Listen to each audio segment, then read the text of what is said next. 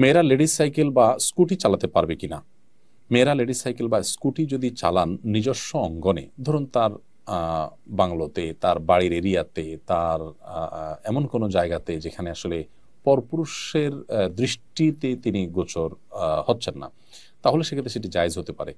একটি জিনিস আমাদের এখানে ক্লিয়ার করা দরকার, সেটা হলো যে মা বোনদের পর্দার বিষয়টিকে ইসলাম সবচেয়ে গুরুত্বের সাথে দেখে। যদি কোনো মা বোন এমন কোনো কাজ করেন যেটা তার পর্দার জন্য সমস্যা হবে, সেটা কাজটা ইটসেলফ হালাল হলেও, বৈধ হলেও, সেটা তার জন্য তখন আর করা জায়েজ হয় না। ধরুন পাবলিক প্লেসে কিংবা সাধারণ যে রাস্তাঘাট, সেখানে তিনি সাইকেল বা স্কুটি চালিয়ে যাচ্ছেন।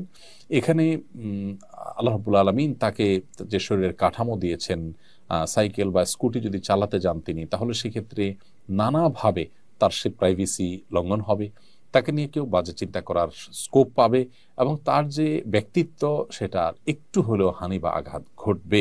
যার কারণে এই সমস্ত জায়গাগুলোতে আপনি পর্দাশীলতা মেনটেন করে এটা করতে পারছেন কিনা, সেটা হলো মূল বিষয়। সাধারণত এরকম অবস্থাতে আপনার স্কুটি বলেন, বাইসাইকেল বলেন, এই জাতীয় কোনো কিছু চালানো সম্ভবপর হয় না পরিপূর্ণভাবে নিজের পর্দাপ্রসিতাকে মেনটেন করে। অতএব এই অবস্থাতে এটি কিন্তু জায়েজ হবে না।